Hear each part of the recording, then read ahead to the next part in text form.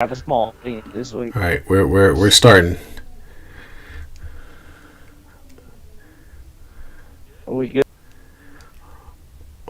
We are almost in there. Not quite. Yes. Now we're here.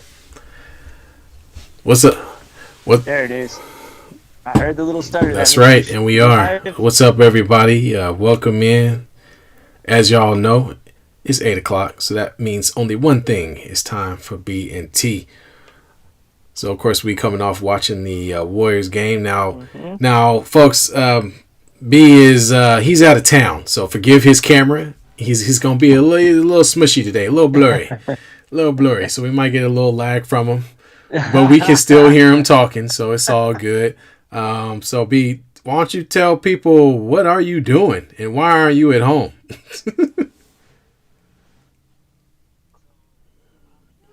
So I'm home. We are playing in a memorial tournament out in Utah. So we flew into Vegas. Made the hour and 50-minute drive. In the Navarro tournament here is a gentleman who had lost his life to COVID. So it's a memorial tournament it's the second tournament that they had put together for him. So to start off the show, whenever my teammates do get a chance to watch this, Bron, our men's team, played. We had to put in some work, man. Set almost back to back to back. They can then support it. The team came together and pulled out a miracle where we were able to win our championship here. So congrats, Bron. Thank you guys for an amazing showing. This was an absolute blast. I'm feeling it in every part of my body right now. But right now I'm coming live to you guys from our Vegas room while we're spending the night for the evening. So the show kicked off, sir. All right. So B, I'm gonna keep monitoring your video. If it starts to get too slow, I may black your ass out. So we'll see how it goes.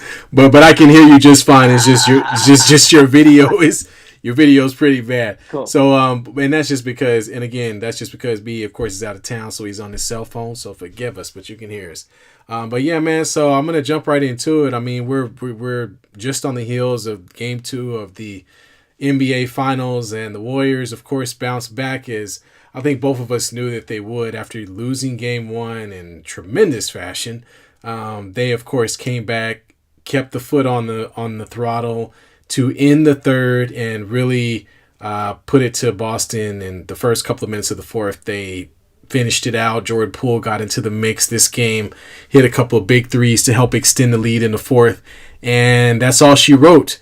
And so they come out of it with a big victory. A much needed victory. Obviously, they couldn't go down 0-2. That's just not going to happen. So Not gonna work. It's a game I think that they had to win. So I'm not necessarily going to pat the Warriors on the back. They needed to win this game. There was no way they were going to lose this game, and they came out and they just did what they had to do. So I'm gonna turn it over to you, man. So of course, you watched the game from your hotel room, man. What did you see as far as the difference between the Game 1 and this game? Well, I think what we saw was one. You saw a little more of an even production offensively from the Warriors. I mean, look, Klay Thompson hasn't found it in the first two games of this series yet. And it's very clear. And the Warriors trying to get him some touches in the fourth quarter to find the rhythm, to get going here. Because Boston emptied the bench in the fourth quarter. They didn't even try to give this a shot, being down that many. And, listening to everyone, they made a great point. It seems like Boston folded because they got what they wanted. They got a victory in Game 1. So to them, the fourth quarter really didn't mean much. Where it was weird because in Game 1 they got down by big, and the starters came in and took the lead back, and that's where they had that explosive fourth quarter. For they stomped on the throats of in those first 2 minutes. That's the difference. Yeah, they kept the pressure on them, and that was the big difference because the Warriors didn't go out and do that. starters started the fourth quarter as they should have in game one to help maintain that lead there. And as soon as you saw it never got under 20, then they pulled them out. And that's what they needed to do in game one. They needed to keep the pressure on because Boston has only scored 30 points in 2 games in the third quarter. So that means they're on average for 15 points a quarter, where the Warriors are around 73 here. So maintaining that build up there, maintaining the lead, not letting Boston any source of momentum, because Jason Tatum was the first 3 quarters. Yeah. But the Warriors keyed on him, and Kevon Looney, man, that dude has been playing his ass off since the Memphis series, this entire playoffs here, and he's been a key factor on the Warriors getting second chance opportunities inside of the paint. The Warriors did also attack the inside as well. That was fun to watch. Was the Warriors get to the inside of the basket there? Draymond went to old school Draymond. He got in everyone's face that was wearing a green jersey. It threw Brown off. It definitely threw Marcus Smart off. It threw, half that team just was so focused on Draymond that they lost focus on the task at hand. And I think that was big for the Warriors to really build off of that there. And we've touched base on this a lot of times. As a Warrior fan, I love what Draymond does and what he does for everyone. But when you look at it from an outside source, whether it's they hate him. Yeah, absolutely. They hate his ass with a passion. Oh boy, do they hate him. But if you wanted that kind of player, and Marcus Smart is one of those guys for Boston, where his defensive presence, his pressure, his chipiness, his love for the game helps sparks a lot of the Boston rallies here. That didn't happen today. Boston with another, didn't have contribution like they had in game one here. So the big thing was Jordan Poole was his game may need to change in this series here. Instead of trying to facilitate first, then start scoring. Let the offense develop and get into it here. And he took a few bad shots, but when he got going, it was almost back to the original Jordan Poole. So, the Warriors needed this victory bad, like you said. Yeah, they in my books they had to win this game. I don't think there was any other way to look at it. You lose this game, you're probably going to get swept. So a couple of things. One is this game was close throughout. It didn't really get away from them until they got into the third quarter. Yeah. So I think Boston did not have enough offense to keep pace with them. To keep pace with the Warriors in the third quarter, which I think is the biggest difference between the two games. In game one, they were able to keep it close so that when they went into the fourth quarter, they were down by 12. This time, they were down by close to 20 points. So a little bit difference there. And, I don't want to call the Warriors front runners, but they tend to perform a little bit better whenever there's a larger lead, and Jordan Poole is the epitome of that. He was lights out when they were up 14, 16 points. So he came in and hit some ridiculous shots at the end of the third after they were already up pretty big going, already. So the Celtics really didn't bring anything to the table offensively in the third quarter to even keep pace. If you look at the stats, I mean, Jason Tatum and Jaylen Brown were the only people scoring points. Tatum had 28, Brown had 17, which still isn't a lot for Brown. And everybody, no other person on, Derek White went for 12, but he shot 4 of 13. Everybody else on the team scored less than 10 points, less than 8 points in most cases. Horford, Smart had 2 points the entire game. So, again, they just didn't have a very good offensive game this game. They did not keep pace. They did knock down shots. Guys were missing free throws. Guys were missing layups. It was pretty rough. It was pretty rough for the Celtics this game offensively. So I think and I think that's why they end up losing. I mean, the first half of this game, it was really grindy. Like the Celtics were grinding, the Warriors were grinding. It was only a 2-point game at halftime, and neither team was really offensively doing anything worthwhile. It wasn't until the Warriors made that third quarter push. So I think the game plan is in. We know the Warriors are going to have a third quarter push in these games. It really is just going to depend a lot upon how are the Celtics able to match that whenever the Warriors do go on that run. And this time they took the haymaker and couldn't get up because they just didn't have any. They didn't have another punch to throw. And I just think Yeah.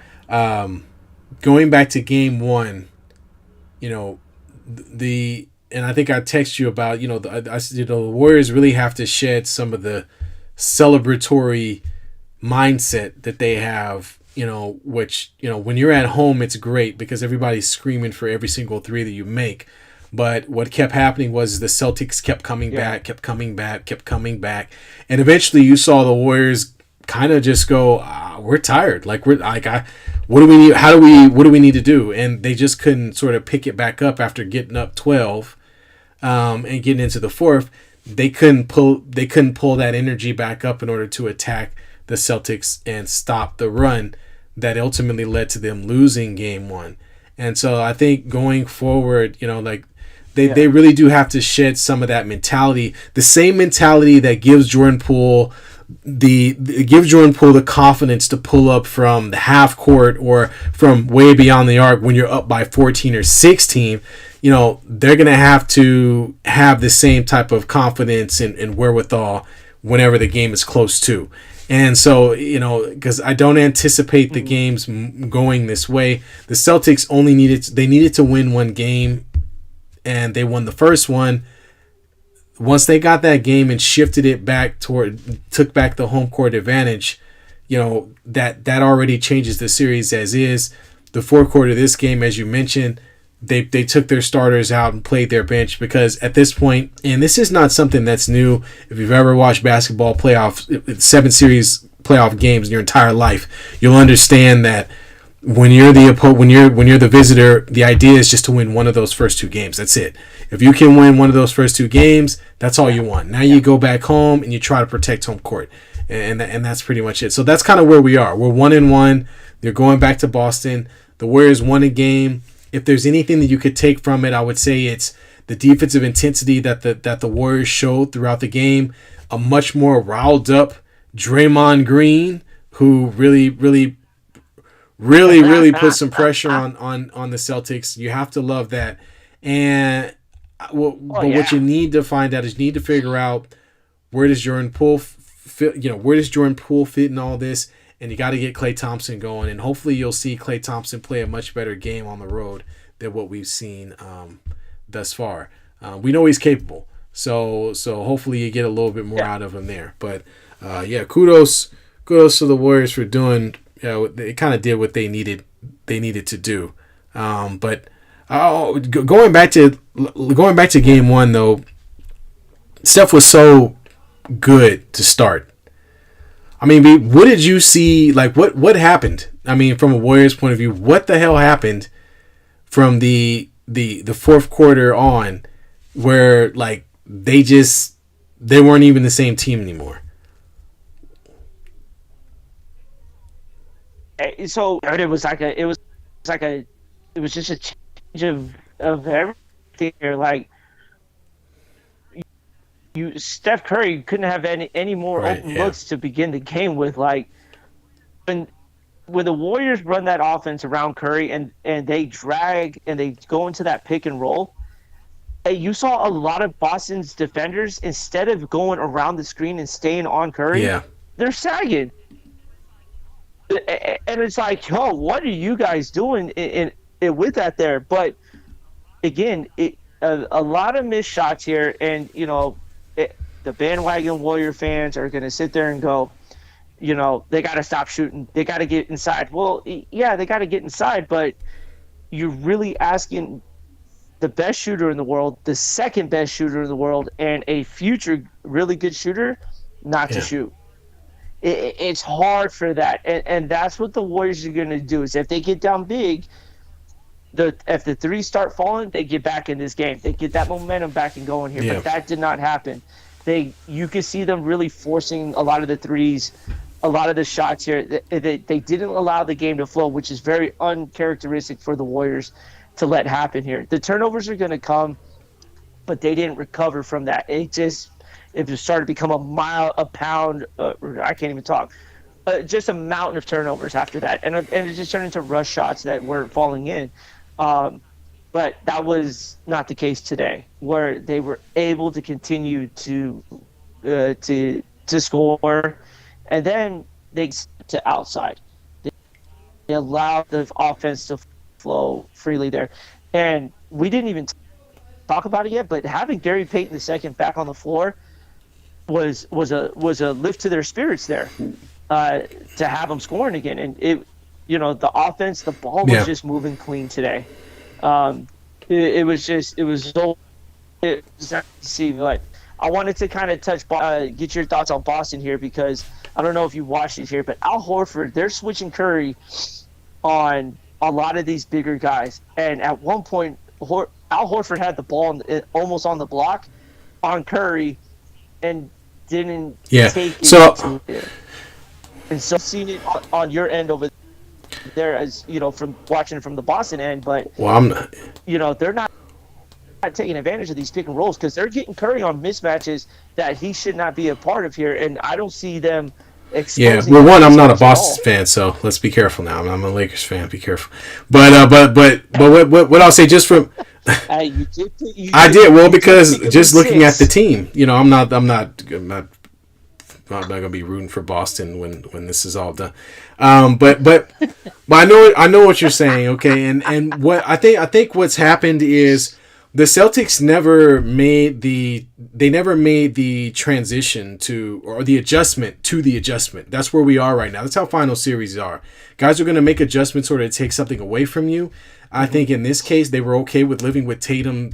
They were okay with Tatum and Brown in one-on-one situations. They were fine with that. But what they didn't want to do is give up wide open threes to guys. And they wanted to protect the board. I think the Warriors really wanted to protect the boards, and they wanted to be aggressive in the paint to create offensive rebounds and things like that, or to create some easy shots for themselves, which I think Looney did a great job of. Gary Payton II was in there doing some of the dirty work, even Wiggins in some cases. So I think they did a good job of that.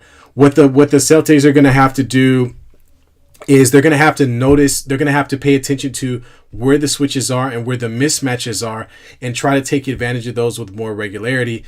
I don't think that they were, as a team, were looking to take advantage of that. I don't think that was a part of their game plan coming in, and that's why I think you didn't see it happen. I think Horford was matched up on different guys, whether it have been a Curry or a Clay or whomever is switched on them, any small player really. They never really looked to take advantage of those. And when they tried to take advantage of it, you notice that Al Horford did not look very comfortable taking the pass. Sometimes he bobbled the ball a few times. He turned the ball over a couple times, handling the ball in the paint. So just some very uncharacteristic things. I mean, he missed a jump hook, I think, at one point. So just really some uncharacteristic things from him, because I don't think the focus on the offensive end was for him to handle the ball like that or be a focal point in the paint. And they got to change that. Ultimately, next game, because, whenever those switches happen, they're really just going to have to clear out on one side and really allow him to catch the ball in the interior. And I think that's what you'll probably see a lot of this next time. Instead of sort of having him catch the ball with a Draymond Green lurking next to him, or another, other players in the paint facility, or in the paint area vicinity, because the Boston has all these guys on the 3-point perimeter trying to knock down shots. I think you'll see two things happen. One is, if they get the mismatch that they want on the switch, that they will clear out and allow him to have the entire side of the ball to himself. Two, they will include him in more pick and pops. They didn't do anything like they didn't involve Al Horford in any pick and rolls where he was catching the ball and knocking down shots. You didn't see that at all. So I don't know if that was more the Warriors trying to take that away, as much of it was it just didn't happen.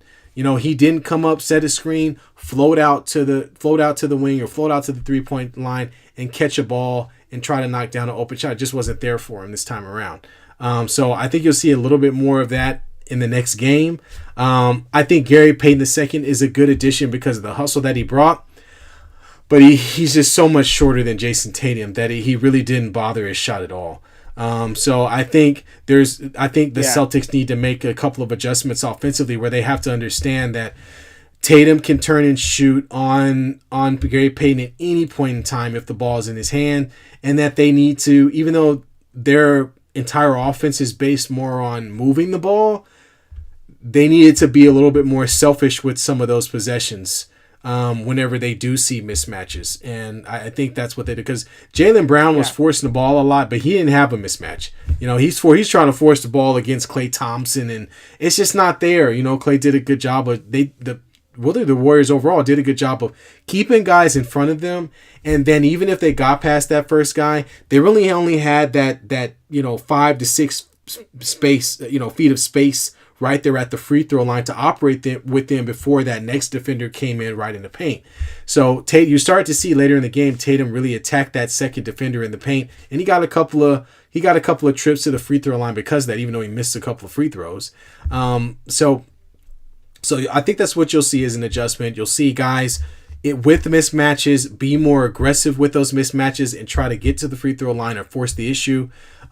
You'll see it's the same thing that happened to Tatum whenever they played against the Miami Heat, and you got a lot of what's his face, PJ Tucker. PJ Tucker was so busy. He was up in him. He was really really pressing them, and Tatum had yeah. awful games. But once Tatum figured out that, hey, wait a minute, I can get what I want if I just catch the ball in the spot that I want and make a play from that spot.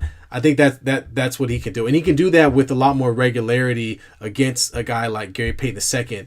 So those offensive possessions where they're trying to sort of look for the next guy, or they're trying to drive and kick. You saw a lot with Smart. Where Smart's driving, gets right to the paint and throws some weird cross field pass to some guy on the 3-point line. It's like he looked a little bit like the Warriors, where he's getting to yeah, the rim and then goes yeah, and throwing it's it back like, to the dude, 3-point line, and it's like that's yeah, not your it's like offense. it's like what are you That's doing? not So it. those threes were falling in the last game. They weren't falling in this game. So you gotta trust the easy play. And you got to simplify what you're trying to do. And I think that's what you'll see the Celtics do. You'll see Tatum start to catch the ball at the high post, turn and look at a guy who's 6'3", 6'2", he's 6'8", and just simply jab and pull up and knock down shots. Those shots are there all day for him. He's just that Yeah, they were really caught up in what they did in the previous game, and they really wanted to, drive home we're a team and we want to pat. They just got to be a little bit more selfish with the mismatches, and I think that'll help open up some things for other well, folks. I agree to that, but I think it's more, instead of it being the Celtics, I think it's more Jason Tatum needs to be Yeah, right. Yeah, that selfish player. He prides his game behind Kobe Bryant as his idol growing up here. In these moments here, if any Laker on the floor was lucky to see that ball hit their hands, because that was Kobe time, as we all like to call it here. Jason Tatum needs to start turning that into his time. There's in my honest opinion as a Warrior fan, there's no one that stays with Tatum, because he can get his shot off over anyone, and this includes Wiggins, this includes Clay, this includes Draymond here. He is not willing to take the game over and saying, let me go ahead and handle this. In the second quarter, dude, yeah, he was shooting yeah, over everyone. He yeah. could not be stopped. And it's like you have to take that momentum. Marcus Smart, Jaylen Brown, that team needs to know, when he starts getting hot, just like Curry, there's no one else that needs to be touching this ball and putting up Absolutely. points until he gets cold. And when you get him, and when he's not touching the ball anymore, he it, he loses that rhythm. He's gotta take over the game. Look at what Steph Curry did today.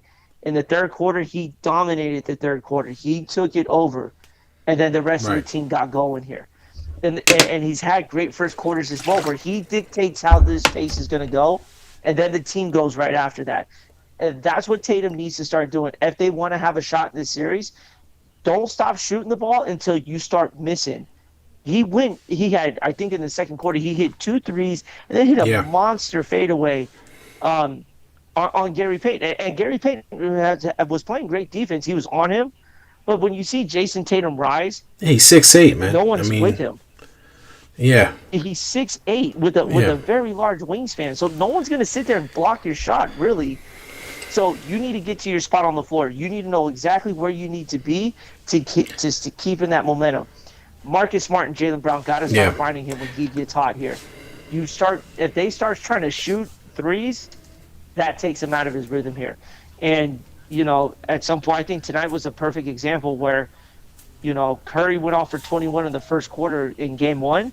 Tatum needed to kind of replicate that in game two today, where he needed to take over a quarter and just say, "This is my quarter. Move out the way. Everyone's just Yeah, and step out of the yeah, way here."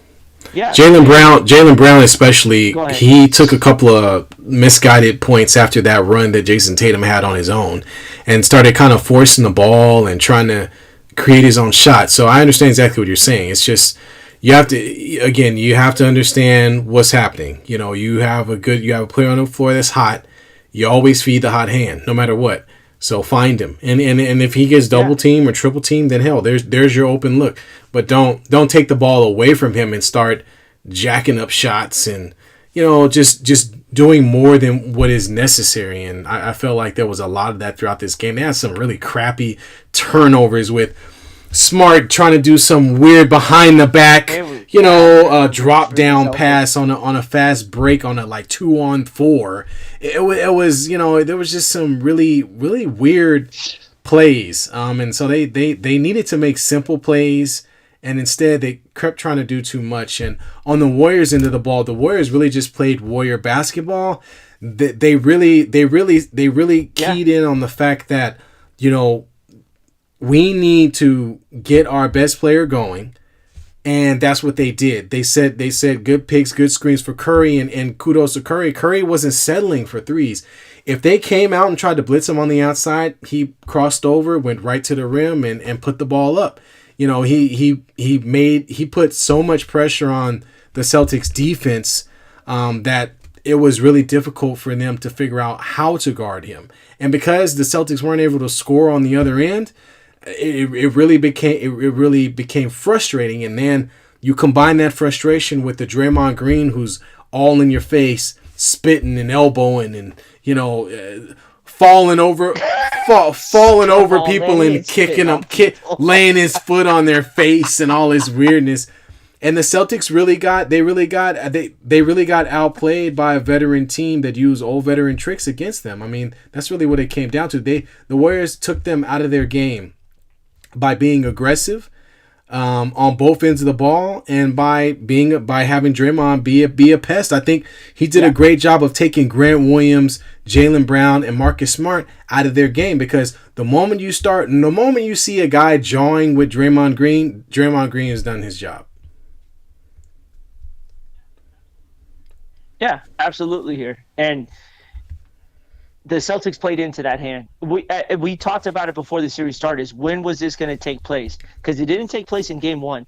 Boston had a mission. They came out and got it. But then for some reason they got out of whack here. In Yeah, halftime, it was a 2-point game. It was a close game, and we all know what happens in the third quarter. But they allowed the Warriors to do what they do. right. Really took them out of a rhythm here in game. But you saw in game two, when Draymond set that tone, even with getting the Yeah, technical to start off with, yeah, Boston fed into that. They gravitated towards the talking. They gravitated towards that little extra activity, and that favors the Warriors in every way because that's what gets them going there. And then the free flow allows that to happen. And the Warriors are putting up big numbers, and they're not getting contribution from their second best player. yeah, Like Boston really needs to start figuring this out here. If Boston wants to win both games at home, they need to isolate Curry and tell the Warriors Klay Thompson is going to be the one that has to beat us. And that's a risk yeah, that they gotta have to take because you can't allow Curry to continue to average almost 30 points yeah, in two games of this finals right now.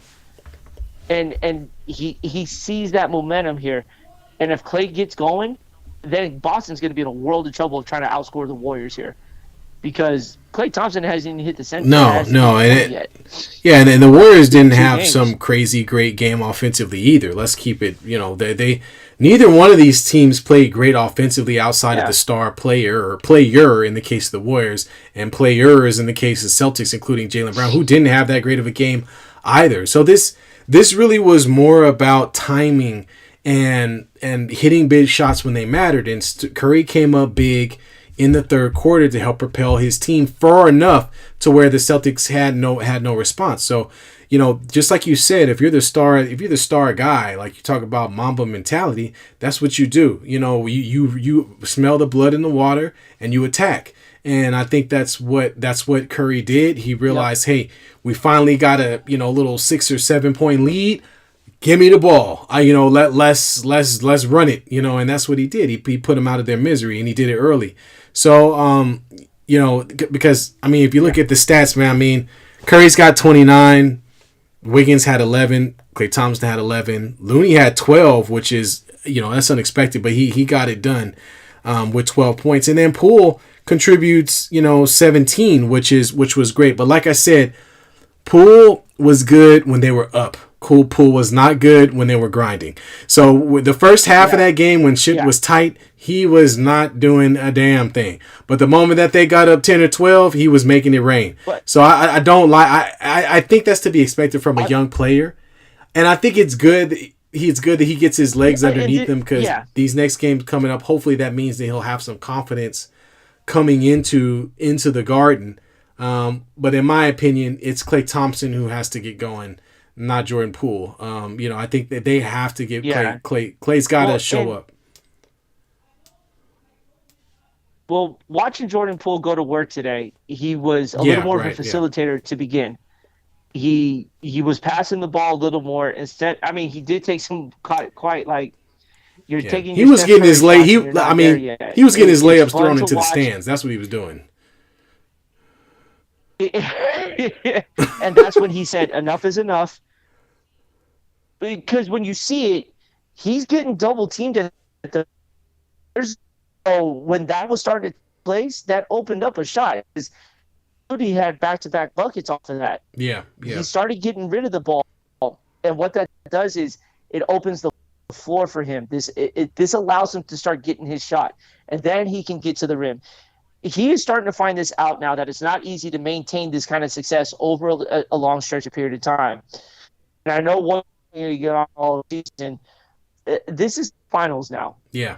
and he's going against really, really good defenders. And for the first four shots he took, they all ended up blocked. They're, Oh, yeah, I mean, forehead blocked him yeah. even He good as did well. forehand. Yeah, You know what I'm saying? And you gotta adjust now. yeah, So he stopped trying to became the facilitator, and that opened up the game for him a little more. But well, start to go in, those threes started falling as well. Now he could take that into Wednesday for game three and hope those 20 points off the bench for him. Because what's going to come down to, I think they're going to cancel themselves out when it comes to scoring, is where is that next level production coming from? Boston had it in game one, but it wasn't apparent in game two. It, I'm losing you. I'm losing you. now, where does this series go from here? It's it's all going to be, I think, it's the bench. Otto Porter Jr. was a big factor in the bench. He led the bench in scoring in game Yeah, one, but then again was not so much of a factor nah. tonight in game two. He hit a couple threes, He hit but 1 3. outside of that, I think it was Yeah, Jordan Poole's night to get going here, and I just hope Klay Thompson really starts getting this to figure out here where. I think in game three, moving forward here, I think they are going to isolate Curry because they cannot get when he gets going, that offense gets going, and we've all yeah. seen it happen here. And when he gets into those flurries, it takes the wind out of the opposing arena and brings that offense to life here. So, you know, what in your eyes does Boston need to do in game three to kind of change the riding of the ship here to keep home court in their Yeah, so in I, their I think pocket I here. think well they're going to be at home, so there's going to be some they'll get a little bit of a push there. I don't expect the Warriors to come out flat though. I expect the Warriors to come out and play hard. But I think what they need to do defensively is they need to think about blitzing Curry a little bit, and pushing him out towards further away from the 3 point line. I think the best thing when watching Steph Curry play as a defender is the moment he takes 3 steps past the 3 point line. I think if you can get Steph Curry to take 3 steps past the 3 point line, then you've succeeded. And just watching him play throughout the years and watching him throughout this series, if he's in that painted area, or he's shooting twos, or he's shooting floors, and you're taking away that 3 point line, then I think that's all you can really ask to do. So I think what you'll see them do is really try to blitz Curry a little bit more, and really try to push him off of that 3 point line. They really didn't play him like that. They still stayed below that 3 point line, and they really killed him.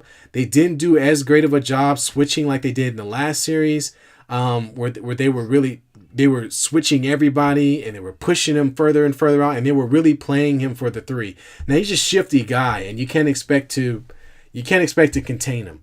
But I think the idea defensively should be is that make sure Steph Curry is taking 3 steps past the 3 point line with the ball in his hand. And I think if he's doing that, then I think you'll have a better time dealing with him. If Steph's only taking twos, that's great. And you might as a and maybe from the outside looking in, maybe there's somebody out there that's saying, well, that's stupid. We can't just give up layups every time. Well, he's not really going to take layups. That's not his game. He's not a guy that's going to go in there and get hit and knocked down. And all. You don't want that to happen to Curry, and it doesn't happen that often. That's just not his game. But I think that's what they do. If I were coaching him, I would be like, look, guys, we need to play him above the 3 point line, force him, funnel his ass directly into our center, Robert Williams, Al Horford, whoever, and then force him to make a play. Ride his hip all the way into the paint. And if you could ride his hip all the way into the paint, if he makes some incredible assist to somebody, then okay, I think we can live with that. Because let's be honest, I mean, Steph Curry plays the point guard position, but he's never averaged more than 4 or 5 assists for an entire season. That's not his game. So I really think that's what they need to do. And you already said this, which is focus in on Steph, force him off of that 3 point line. And if you can keep him off the 3 point line and at least detour or make the 3 point shooting, at least make it difficult for him, then you're good. But what I saw today, Curry got a lot of good looks. And, he was able to get what he wanted. And I think that was some great play calling by Kerr, and Draymond out there setting hard screens, Curry doing a good job of moving without the ball, and I think that they were able to do that. They were able to get him some good looks to get him going. But the Celtics got to be thinking, look, just switch and get the guy off the 3 point line. Just switch and get him off the 3 point line. Don't play him low. Don't sag. Yeah. Play above the 3 point line. Force him to. You're not playing John Morant. John Morant, you can't do that, right? John Morant, if I push out to the 3 point line, he gets past the center, and all of a sudden, all hell breaks loose because he could dunk on anybody at the rim. But this is a different player. Steph Curry is not going to dunk on anybody. You just need a guy to come over and bother the shot and hope for the best. And that's it. Force him to be an assist man. I've yet to see a game where Curry has had 10 plus assists. It's been a long time. So force him to do that. Force him to do something other than take those threes. Yeah, and in the first half, Boston made it difficult for him when he got into the paint. They put a body on him, and Curry's not a great finisher when he's bodied. In that first half here, but he will get to the rim. It, like you said, it's all about if you can bother that shot. You rather live with 2 than him start getting hot from 3, because at that point, there's no spot on the floor that he's going to miss from when he gets going like that. But what Boston is allowing, they're not – when you see a lot of teams guard Steph Curry, they're putting pressure on him the minute he crosses half court. They don't allow him to get any space here. And Memphis, I think, did the best job of that when it came to that defense there, is they bodied him as soon as he crossed half court. But Boston is allowing him to get these extra running steps up to the 3-point line and allows the Warriors to get set into these high pick and rolls that opens him. If the league hasn't figured out the Warriors don't change their offense, Yeah. this shit has not changed. If you see Draymond coming up to set a high screen, you Right. know where this is going. He's not going to the paint. He's living behind the line. But what makes the Warriors so interesting is that as many times as teams go for that, Draymond knows he's got an easy lane to the Yeah. basket as soon as that team comes up, because now you're having three defenders come up to the 3-point line, and that's going to leave a Yeah. lane open for someone here. So I think that's where the coaching experience comes in. When you see Boston trying to figure this out, that adjustment was not made today. The Warriors made that adjustment here, but Boston is also just allowing the world's best shooter to get going. They are not allowing him. They're not making it difficult on him. And I know you've seen this. Curry doesn't get a lot of calls when he gets to the hoop. It's not No, like not at he's all. He living at doesn't the shoot a free lot throw of free line throws. either, you know? And so you need to put him, you need to kind of give him that John Morant treatment that the Warriors gave Ja. Hit him. Was he got in the air and Yeah. they made it very difficult for him to finish at the hoop here. And you're like, oh, well, guard the 3-point line, guard this, guard it, but allow him to get the two. I'd rather have someone get two than get going from three, where that lead can build quicker than someone living from inside the 3-point line. So that's what Boston is going to have to do. Is they're going to have to force Curry to get to step away from the 3-point line and get inside of the arc and let him beat you from there. Or for God's sakes, I mean, it's the NBA Finals. If Yeah. someone put someone on their ass, Well, might be it's reviewed 20 times, that's but what it yeah. is. That's Yeah. that's what we've known the Yeah, finals to and be. you're right. You're absolutely right. They do have to be physical with Curry. And they've done a great job with Klay Thompson and really just tracking him off. They've done a great job with taking away his off ball offense, because that is all that Klay does. He's not a guy that's dribbling a lot. And so Yeah. Clay's really been in this place where he's having to dribble the ball and try to handle to get his shot, and it just hasn't looked good for him. They had a play where he caught the ball in the post and he kind of tried to get going, and it wasn't working. And he's just not a guy that's going to be out there doing crossovers trying to get in the paint.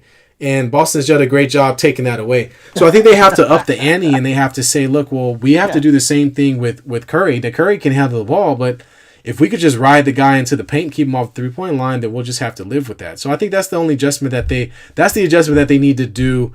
That they need to do defensively. I already talked about the adjustment offensively. The adjustment offensively they have to make is, like you said, be selfish with the ball whenever you have a mismatch. Seek out the mismatch and make it happen. And because once you get the mismatch, guys like Draymond, guys like Wiggins, they're going to collapse in on you. You know what I mean? Once you get in the paint, those guys are going to come and collapse on you. That's going to open up plays for other guys. The other thing they didn't do a lot of, the Celtics at least didn't do a lot of, they didn't really cut to the basket with it when the ball was on the top of the key. They didn't do a lot of weak side movement. They didn't do much of any. Nobody was cutting in the paint to try to catch the ball and make something happen. Al Horford was doing a much better job in game one of finding the open space in the middle of the floor, catching the ball, and either facilitating to somebody else. And a lot of this is because I think, the Warriors have kind of abandoned the zone for the most part. But I just didn't see a lot of movement from the Celtics off the ball in order to help create for other folks. They really got caught in a lot of late shot clock scenarios where the guy Derek White's out there dribbling for and then throws the ball at Jaylen Brown or to whomever, and they just junk up, just throw up some three or something. So it really looked really their offense looked really wonky. And I don't know what happened from game 1 to game 2. They overshared a lot. And then when the opportunities were there, they didn't take the shot. So in my opinion, they were weak at the point of attack because they were indecisive. And in the game 1, whenever they were on that run, they were decisive. It was like, I caught the ball, I'm open, I'm shooting the 3. Mm-hmm. I'm driving to the paint, I'm getting to the rim, I'm taking the shot. This time it was like, and it was like, pump, Derek White had a couple of, and Jaylen Brown too to some point. They had a couple of times where they pumped the guy in the air, got into the open area of the paint, and kind of like, Jaylen Brown does this thing where Jaylen Brown does this thing where he gets right into the paint, Yeah, That's what it looked stops like. and travels because it's a travel. Let's be honest. Stops, turns, and pump Mm-hmm. fake turns. Looks again, and it's like, dude, when you get into the paint, you got to make a choice. You're either passing or shooting. What you can't do is stop your live dribble and do nothing. That's what you can't do. And so there was a lot of that. And so they got to be decisive with the ball. And I think if they can figure that out, just know what you're going to do. I think they'll be better off for it because the Warriors didn't have to think about it because they had Steph Curry. Klay Thompson might have had a bad game, but you know what? Everybody on the floor knew. They knew they needed to get the ball to Steph Curry. And that's where Boston is confused. They don't know. Oh, well, Tatum's hot, but let me just drive into three guys and try to throw the ball in the air and see what happens. It's like, no, fool. Like, get him the ball and get out of the way.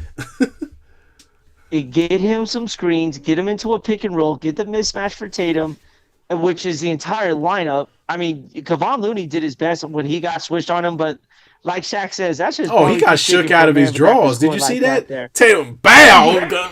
Looney was like, "Oh my god, what am I doing out here?" So. And listen, folks, we know what the Warriors do. It's the script don't change for them. This is a new team that's in the finals, and you're seeing a lot of flaws take place here.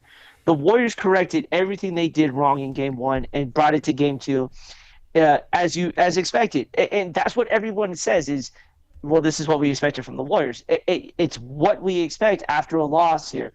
They make the corrections here when they get on the court here, and you see it.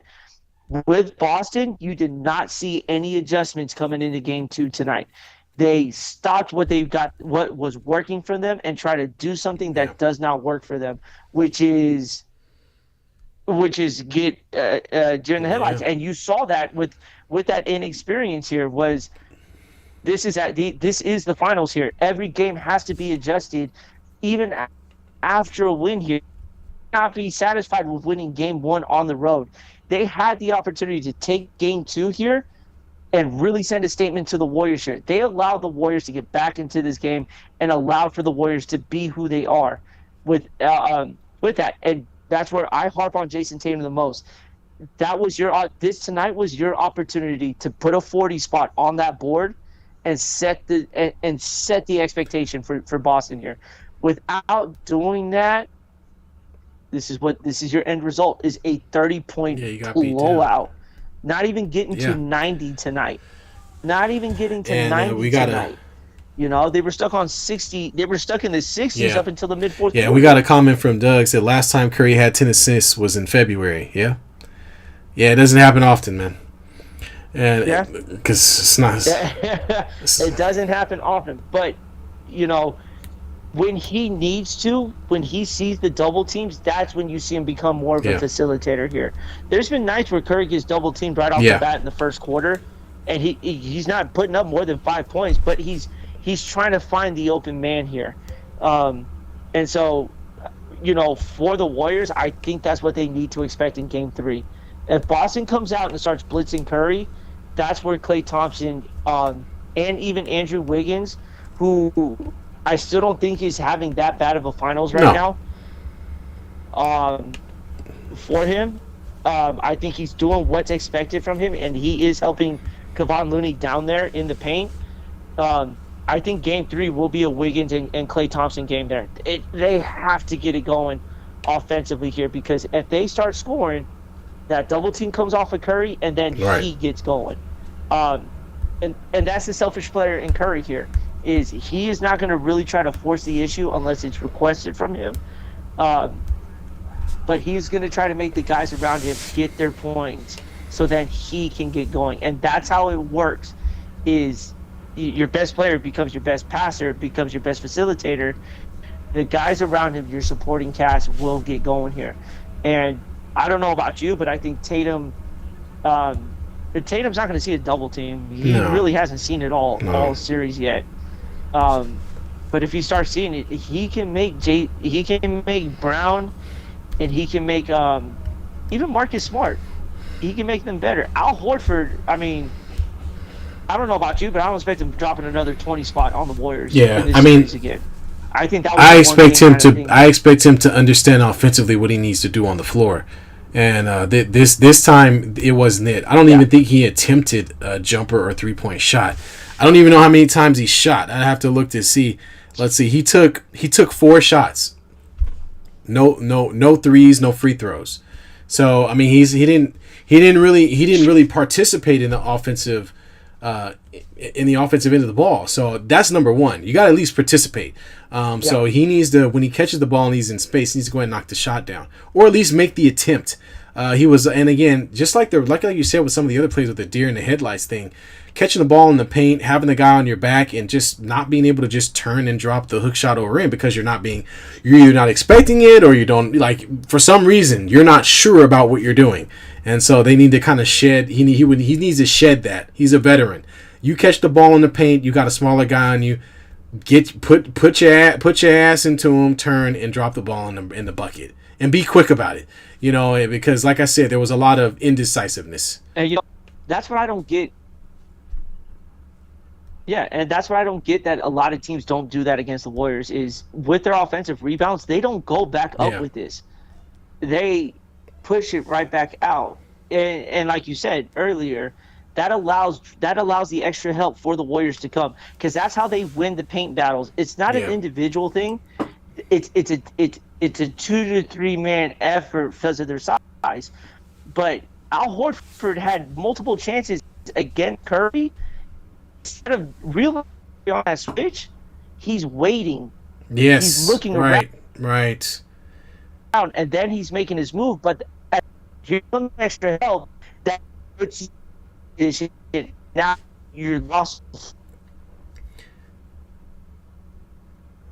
All right, but You're, yeah, you're breaking up. the offensive. Oh, I'm losing you, B. You fell down a well. All right, so we're working on some technical difficulties here. As you see, Brian is frozen with his arm pointing at the wall or something. B, you are you back, man? I can't hear you. You're out there for a second. You got me. Okay, now I'm getting something.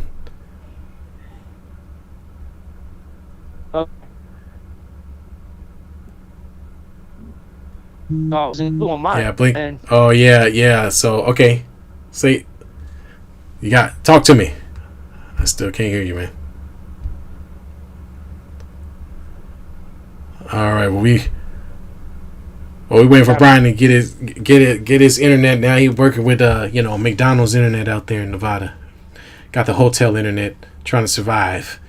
hey, come on, man. What you I, you, so I'm hearing you more, but you're still breaking up a little bit. I heard all that. Okay, good. Okay, now I can hear you a little bit better. Okay. I was just saying, man, the Celtics just got to take advantage of these mismatches here. Stop trying to kick and dish. You got guys that are undersized. Go back up. The Warriors are real aggressive when it comes to the paint there. So more than likely they could live off the line. They could get that foul opportunity, because we all know Draymond liked to be swiping and kicking people in the nuts. So, you're down to get some fouls out of his ass, that's for sure. But they don't take advantage when the Warriors get in foul trouble. Draymond had 2 quick fouls, and they didn't take advantage of that. Yeah. So, I think another split in these next 2 games here. Mm-hmm. I know we've done our predictions here, but who do you see in games 3 and So I think 4? Celtics come out really strong. I think the Celtics will come out strong in game 3. I think they'll have the crowd behind them. It's the first game back in Boston, so this could go either way. Now that I think about it, it could either be they're nervous because this is a big game, or it could be they got the energy behind them and they play hard.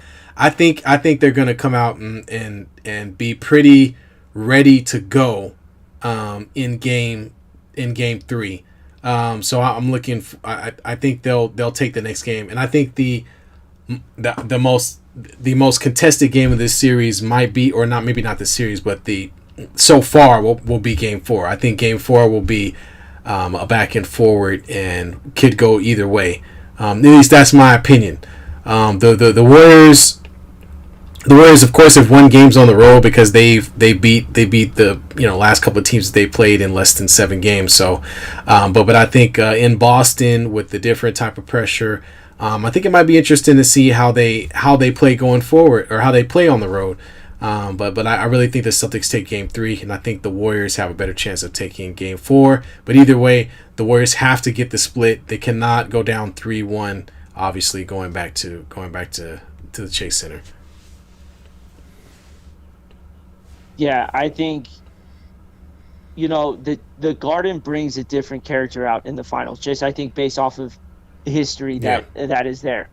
Um, you know, it's obviously you look at the Garden, you look up in the rafters, you see all those banners, which I think they've retired way too many numbers. I'm surprised players have numbers now with the amount of numbers that they have retired in the rafters here.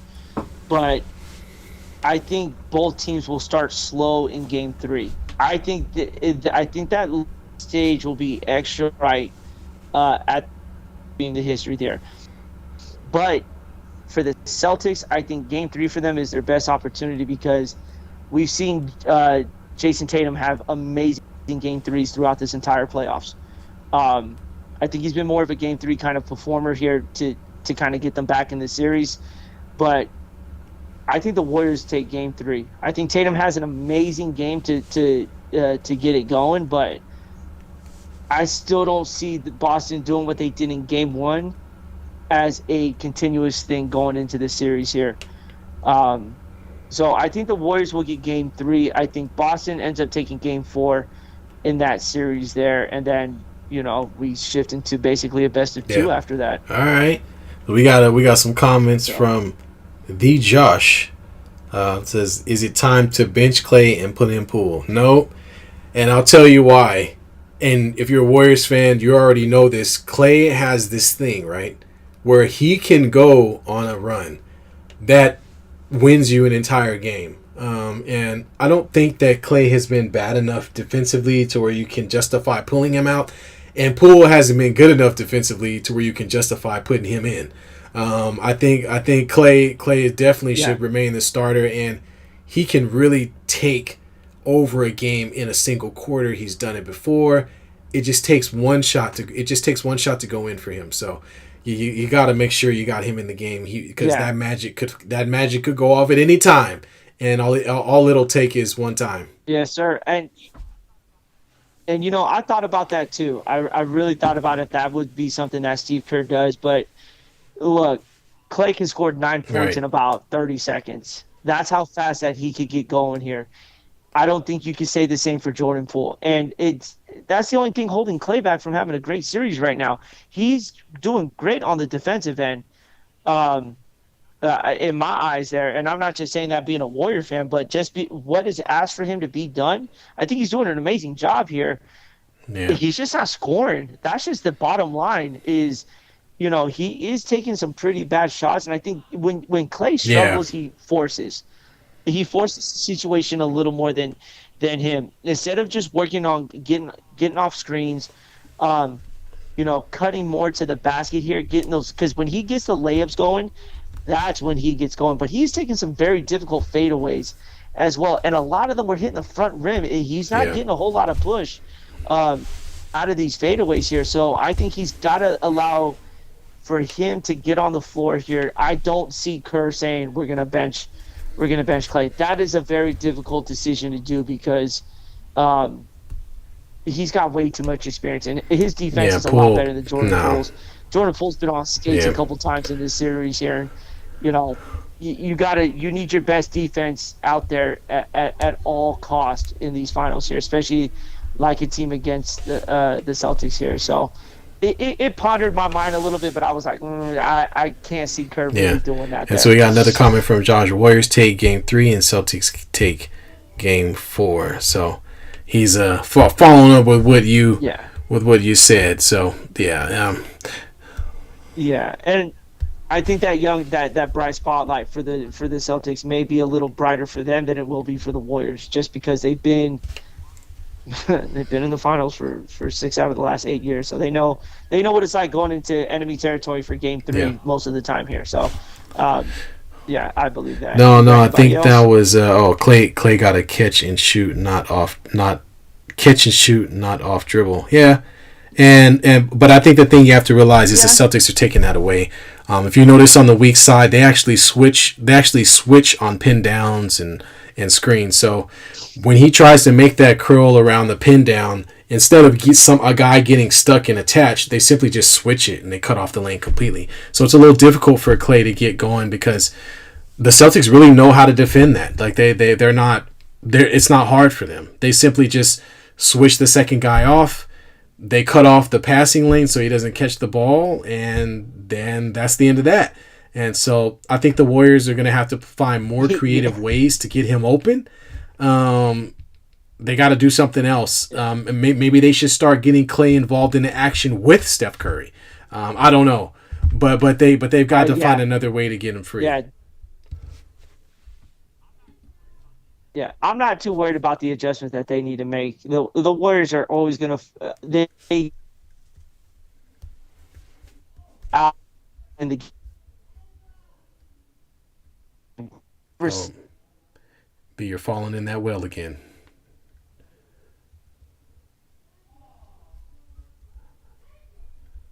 All right. So we're so B's lost his internet for a quick second. Can you hear me? Can you hear me, sir?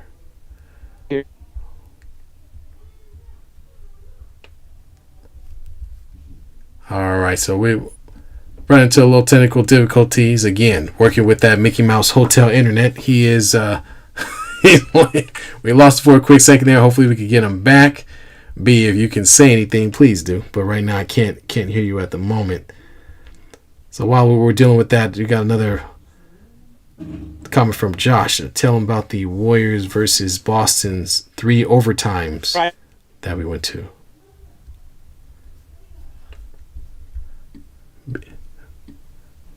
Well, he would tell me.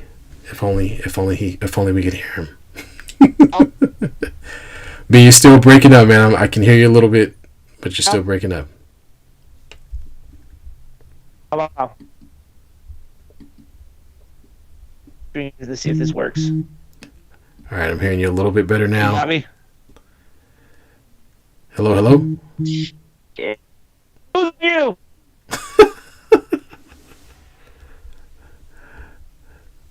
Dude, Yeah, you got a poor connection, man. So you're kind of you're backing out.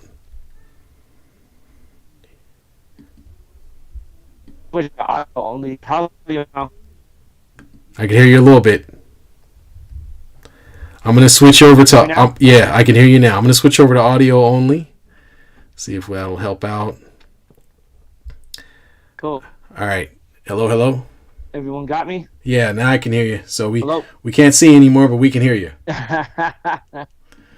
No So worries. This face ain't built for camera time, anyways. that's But yeah, right. so we went after the Warriors won their first. After the Warriors won the first championship, I flew out to Boston with some friends to meet up with Josh for a regular season game in the Boston Garden. We ended up watching a one hell of a game. It did go. I think it was like 2 or 3 overtimes.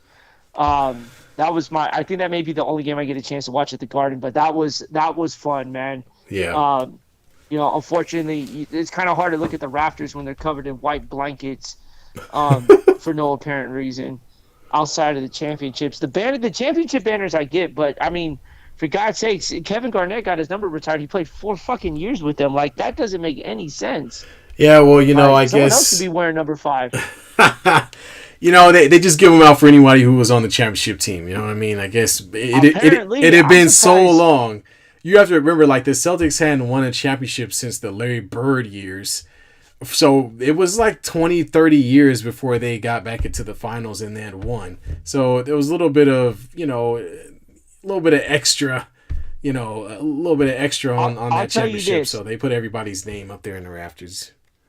if Brian Scalabrine gets his jersey retired, No, that's not happening. whoever's making these decisions for the Celtics needs to be fired on the spot. and banned from any NBA team after that. Well, didn't we talk about the Timberwolves not retiring Kevin Garnett's jersey? But yeah, that didn't. That it's like completely backwards here. Like what? You know what? The Warriors are going to be in the same position because they may do that with Kevin Durant's number because no one's worn 35 yet. Oh, I see, I see. Well, I mean, time will tell. You know, I remember there was some talk about building statues and all this type of garbage, but I don't know if Kevin Durant's getting a statue anywhere at this point. I think it's just going to be Steph Curry. Yeah, Klay Thompson. But if Draymond gets a statue, that's going to be the funniest looking. What is he going to be doing exactly? I don't mean to be rude, but he's going to be there yelling, screaming and yelling, coming out of his yeah, mouth. exactly. Or they may get a statue of him kicking Steve Adams in the nuts. I don't know. I don't know, but maybe. We got anybody else leaving comments? Let's see. Let me go back to the. No, I think that's it. So just about the Warriors versus Boston 3 OT game you just mentioned. Excuse me. Yeah. I think that may do it for well, us folks, before I get into the Legoland internet connection. We're gonna let Brian get to his gambling strip club wherever he's going. Let him have some fun in Vegas. Hey man, don't give out too many of my secrets for tonight, man. Come on. I'm not gonna tell you guys which one I'm gonna have more fun. Yeah, well, next week. Cinnamon, I don't know, whatever her name is, kudos. Dollar bills, y'all. Have a good time. I'm just having to go through calls. All right, everybody. I think that does it for us. We'll be back. We'll be back next Sunday. Brian, We'll be back Father's Day, right? You got me? Yeah. Now I got you. Yeah. Next Sunday is Father's Day, right? Yeah, no, not next Sunday. The following one. I think it's the fall. We'll be back on next Sunday. I don't know. I might try to go to the Chase Center next Sunday and do my show from there. All right. Well, so here, we might be hearing live from B after the game at the Chase Center or at the Chase Center when they come back to the Chase Center. So, that game would be back in the Chase, right? Yeah, because they got the game. It will be Wednesday, Friday, and Sunday. So yes, you're absolutely right. Yeah, so you guys may see me at the Chase Center here. I might have to bring extra people with me just in case. It better be a win because I don't want to be out there after a loss. It better be. Try not to throw anything at Charles Barkley this time. Maybe we'll get a live. He's not around. Oh, that's right. TNT's done. I'm measure. Yeah, if I could get a chance to get inside, I'd rather measure Stephen A. Smith's forehead and see who's got the biggest forehead in the world right now. Exactly. It's on full display right now. The Golden State Warriors, So Stephen A. Smith, lots of yelling and screaming. Yeah, I don't know. It's the hairline, man. It's like when it started getting back here, it's time to give up. You know what I mean? Just give it up, man. Just give it up. Go bald. Yeah, because sports is the only place you could wear a headband and it's okay. But the rest of life, you gotta find something else to do with that hairline, man. All right, my brother, America. Good to talk to you, everyone. All right, take it easy. Until next time. Late. We out.